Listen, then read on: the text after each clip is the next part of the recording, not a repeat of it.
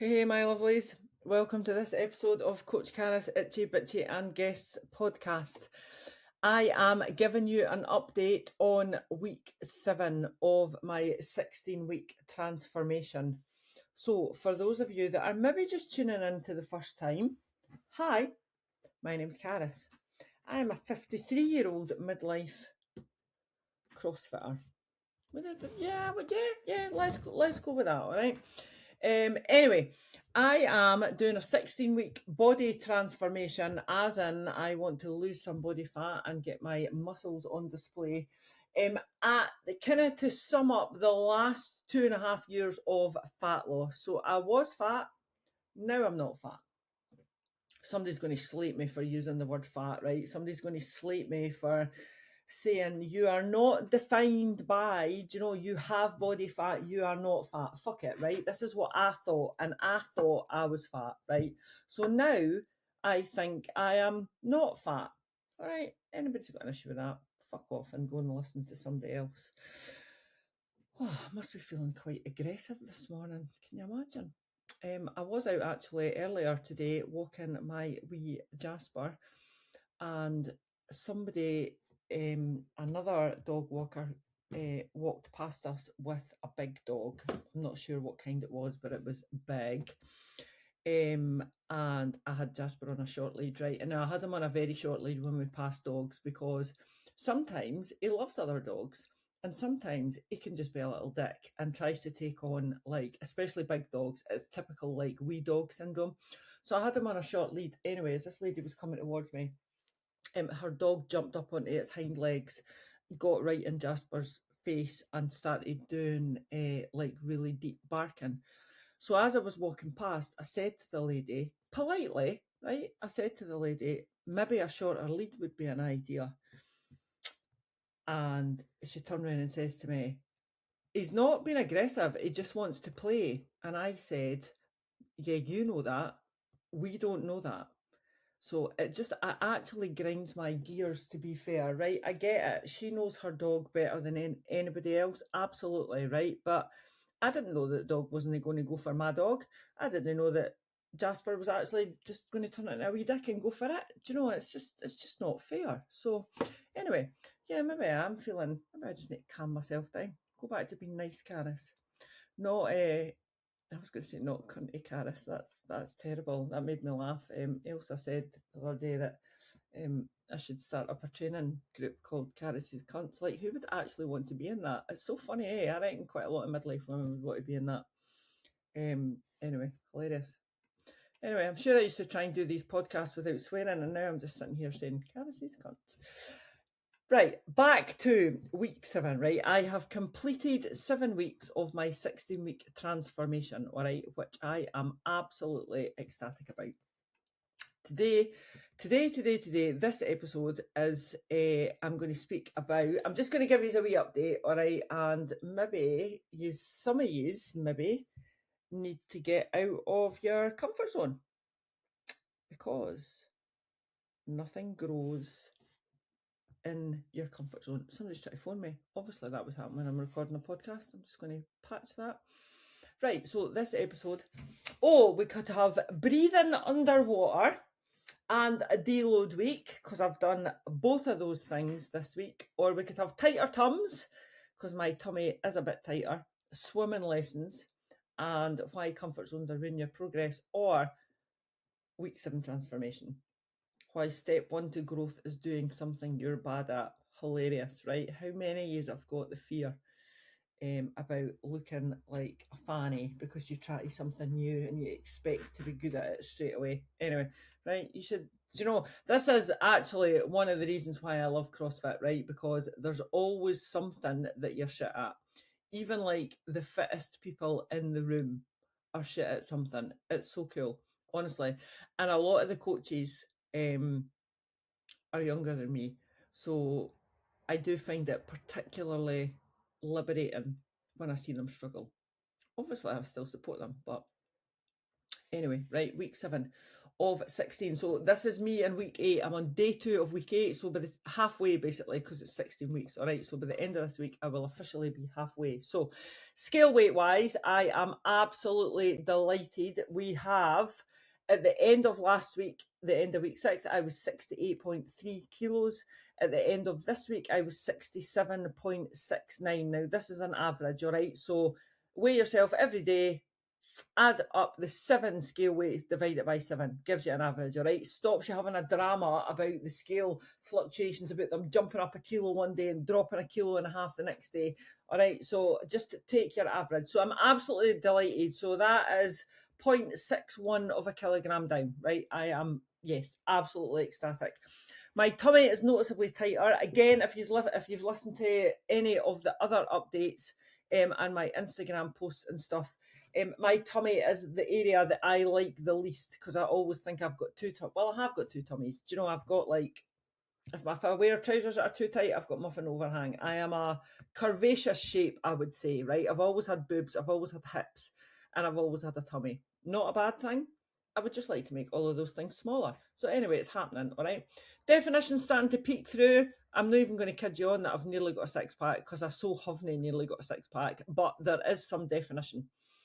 But I'm absolutely delighted about how my body has responded to this process so far, all right? But to get your body to respond to the process, you need to get your brain, responding to your process, to the process first. You have to be all in. Food-wise, I've been pretty much eating the same food that I have been eating so far. Baked oats for breakfast. I split my breakfast, so I have half in the morning and then I have half about 10 o'clock, just to kind of tide me over till lunchtime. Lunch has been a mix. I had salmon and sweet potato yesterday. I had chili last week. I had chili and rice or chili and potatoes, because potatoes, you get more bang for your buck with potatoes. So you can basically fill your plate a lot more with potatoes for the same grams of carbs and calories as you can rice or pasta, right? So chili and tatties. Dinners, pretty much chicken salad.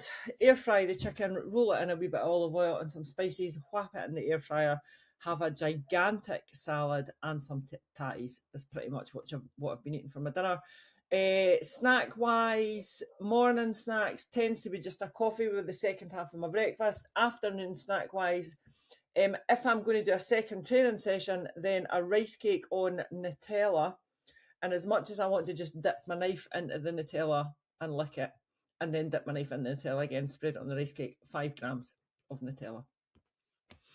And then a protein yogurt after training. And then my supper has been either a Twister, current favourite ice cream, 72 calories, a Freddo, 95 calories, or a little mini dairy milk, 147 calories. Depends whether I'm on a training day or not training day and what I've eaten. Like if I've been super hungry in the morning, like super hungry, and I've had a mid-morning snack, then chances are I've only got calories left for a Twister at night, which is fine. All right, so that's pretty much what I've been eating. But I have been focusing on protein and making my plates look massive by tatties, basically, and gigantic salads.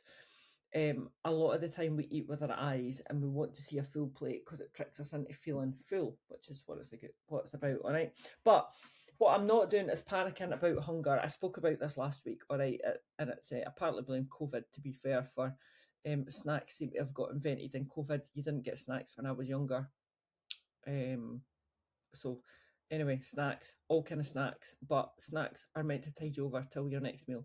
So being hungry is normal. It's just that we're not used to it, so we have a panic and turn it into like a national emergency, and it's not.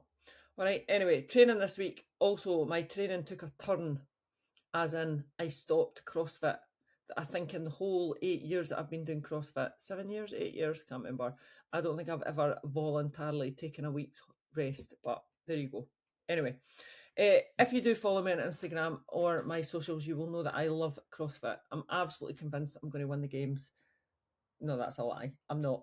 But I do love CrossFit, right? And I've got a script for this, right? And the script says, and I love lifting heavy. I fucking do not love lifting heavy. I cannot stand a barbell, right? I do it because I have to, because I like every other single part of CrossFit. Therefore, I do the barbell stuff, right? Anyway, this week or last week, my muscles felt really, really sore. Not just I've got a knee injury, all right, not just my knee, just in general. My shoulders, my biceps, my triceps, my sidey bits, my lats. My core was sore, even my legs, and my legs are quite strong. So that were just, I just felt really sore. My sleep was also a bit shit because every time I rolled over in the middle of the night, my muscles were hurting or my bones were hurting, and I woke up. So I had a lot of naps last week to catch up on sleep, all right? But my body was pretty much telling me, if I'm going down the scientific route, right, my central nervous system, but my body was pretty much telling me that just you just need to take a week off, right? I've also got a CrossFit competition on Saturday, so I didn't want to train really hard last week, train really hard this week, and be absolutely fucked at this competition. Which is a whole other story, by the way. Me and Cal are doing our first ever competition together. We're going to Stirling. We're in the scaled category. I think it's going to be good fun. It is going to be good fun. We're going to have a blast. Anyway, I listened to how my body was feeling, all right? Not how my brain was feeling, because your brain's a lazy ass bitch, right? And it always tells you, oh, just take it easy. I'm listening to my body. Right, fuck off. Just listen, just be sensible, all right? Anyway, so I took a week off of CrossFit. So no heavy barbells, no dumbbells, no weights, no kettlebells, no jumping on the rig, no climbing up ropes, nothing like that, all right? But I did not sit on my peachy arse and do nothing. Absolutely not. Of course I didn't. I swapped my weights for 2 30-minute steady state cardio sessions, right? Now, this is all new to me as well, and this is why I have a coach, and this is why I am embracing everything that she asked me to do, right? I would never, ever in a month of whatevers tell midlife women to go and do 30 minutes of steady state cardio to burn calories, all right? A lot of us have PTSD of being told that for the 1980s and the 1990s, right?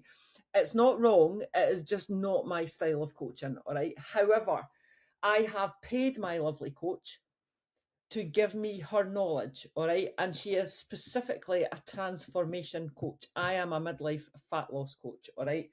I don't necessarily get right down to the nitty gritty. What I'm trying to do is get women, midlife women, to lose body fat and build their confidence so that they feel comfortable. I am not trying to get them to the skinniest, most muscliest version of themselves. All right. This is what this girl is trying to do for me. All right. Which I'm cool for. So I am embracing the process, right? So didn't get that confused. 2 30-minute steady state cardio sessions, which by the way are actually not the worst thing I've ever done in my whole life. I like the bike. I've done it on the bike, the row, and the ski machine. When I did it on the ski machine, I got a blister on my hand. I must have had sweaty hands.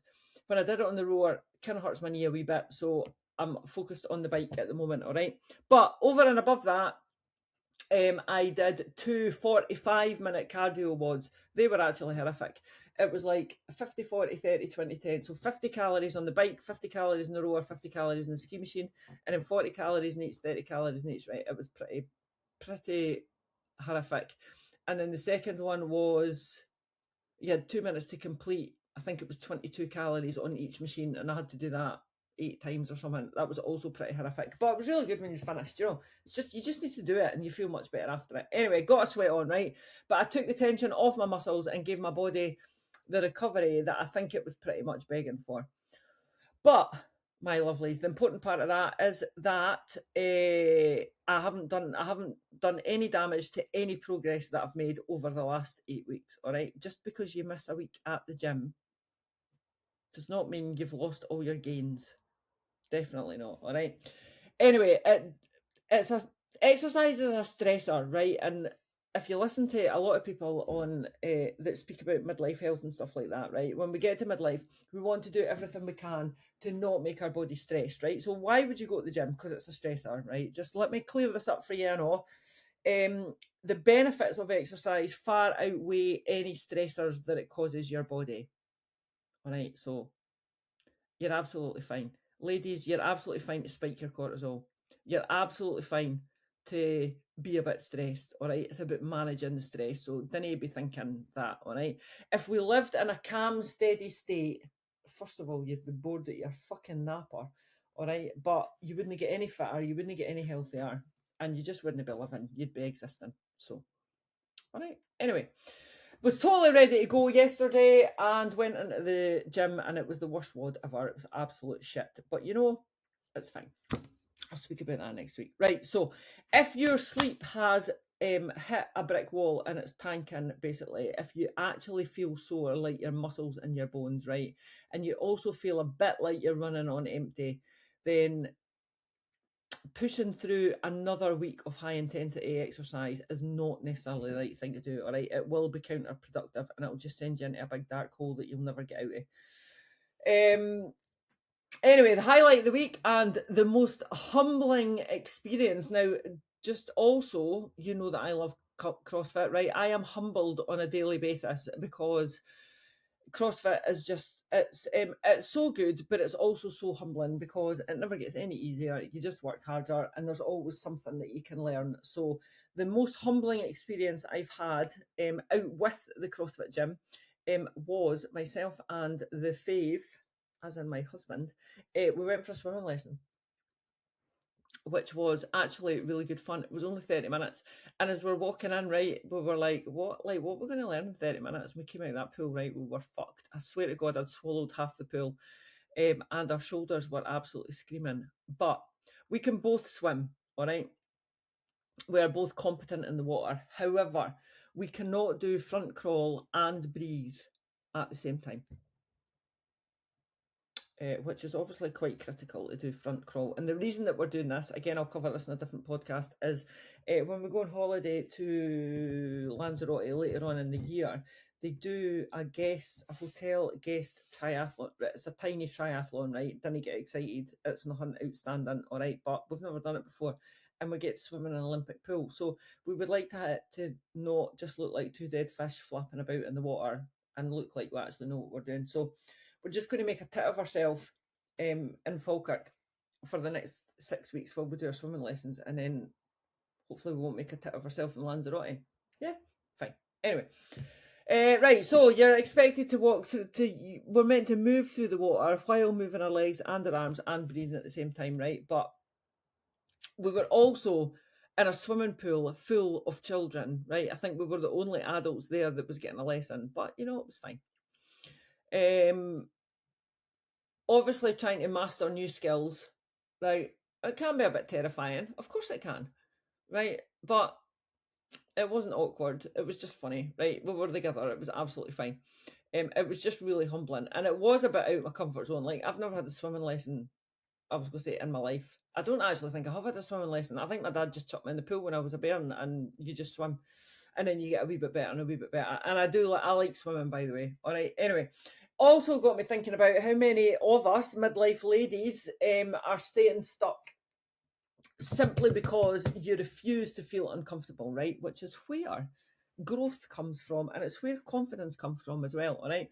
But we do tend to spend years, decades even, building up routines that we feel competent in and safe in and in control, all right? And that gives us, it's like your little security blanket. So we stick to the same habits, even if they're not giving us the results we want, which is why so many women, when they come and work with me and I ask them what their diet history is, they tell me that they've tried every diet under the sun for 30 years. And I guarantee you every single one of those diets will include living on ridiculously low calories, all right? Yeah, we just keep doing it. Do you get what I'm saying? You must get what I'm saying, all right?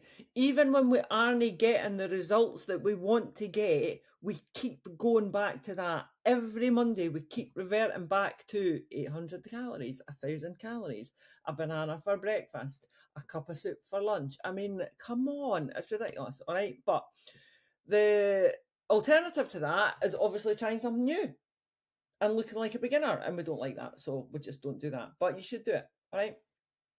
Again, if you're putting that into the gym, we stay away from the weight room because we don't know what we're doing, right? This is why you need a coach. This is why we need coaches. This is why myself and my husband went to a swimming coach, right? Now, there was another thing I actually learned to do this week, right? I learned to service my bike myself. I YouTubed it because I'm sick of taking my bike to the shitty bike shop, and it just been shit. So I thought, well, do you know what? I could actually YouTube that. So I did. I YouTubed it. I actually chat GPT'd it, or no, I never. I Gemini'd it. Doesn't quite have the same ring, but there you go. I AI'd it, whatever you want to say. I'm showing my age now. I don't actually know what the correct terminology is. Anyway, and it told me exactly what I needed to service my bike. So I ordered it, and it arrived, and then YouTubed it, and I followed the video, and I serviced my bike. Actually amazing, right? Because I don't want to pay somebody to do that. But I'm not going to YouTube a swimming lesson. I mean, come on. Like, sometimes if you want to learn a new skill, you need a coach. Got myself a swimming coach. She was called Darcy. Actually, she was lovely. And it was quite cute because she was really intimidated at the very beginning. She was like, I'm not actually sure how I feel about coaching somebody that's older than me. She was literally like 20. She probably could have been my grandbairn, actually. But me and Cal both said to her, look, we are paying you for your knowledge. It doesn't matter what our age is. We don't know how to swim properly. You do. End of. All right. So just, if you need a coach, my lovelies, just get yourself a coach. Just pay somebody for their knowledge. It will save you fannying about for another 30 years. Anyway, right. If you're sitting listening to this and feeling stuck in your routine, sorry, this is, I want you to do some of this, right? I want you to get your heart racing again. I say to my clients all the time, right? I don't want any of them to live an average life. I want you to live a fucking amazing life, a fucking amazing midlife, all right? So doing new things out your comfort zone, it builds mental resilience, all right? When you survive doing something that you're shit at, right? We did not die. We weren't amazing, right? But we didn't die. Right, your brain registers that you can handle hard, uncomfortable things, right? And that little bit of confidence that you get from that, it crosses over into every other single aspect of your life. It's amazing. Honestly, absolutely amazing. But to be able to do this, right, you have to give yourself permission to be a beginner at whatever the thing is that you have chosen to learn, all right?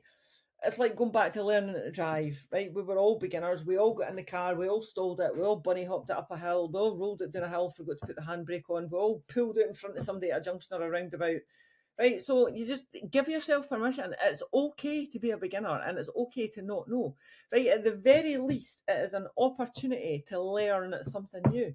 Knowledge is power. Yeah, you don't have to be good at something. You just have to be willing to show up and learn.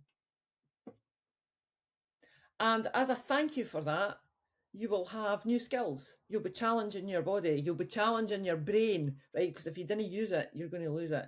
But you'll also be taking a massive step past your self-imposed limits.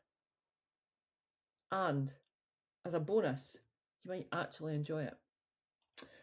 Anyway, right, my challenge for you this week, my lovelies, is one thing I want you to do, one thing you've been avoiding because it feels awkward or out of your comfort zone. So we had a swimming lesson last Sunday. I have myself and Cal's first joint competition this Sunday. I am so far out my comfort zone.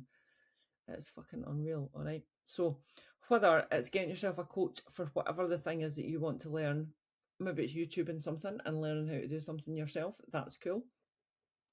Don't YouTube fat loss, by the way, and don't chat GPT fat loss. They will give you a diet plan, but they won't give you adherence, which is why I'm never concerned that AI is going to take over my job. It's not a thing, all right? Anyway, or get yourself sorted, all right? Book a trial session, take up a new hobby, go and do something out with your comfort zone, go and meet new people, go into a new gym, commit to that coaching program, whatever. Just embrace the awkwardness, all right? Just be that socially awkward person for a wee while. It's okay, all right? But just believe that you're going to do it. Absolutely 100%, right? And obviously, as always, if you're ready to stop guessing and you want a structured, I'm reading this, can you tell? Supportive strategy to sort out your midlife nutrition and training, ladies that lift, and your mindset, right, in midlife, just get in touch. Drop me a DM. I'm on Instagram as Coach Caris.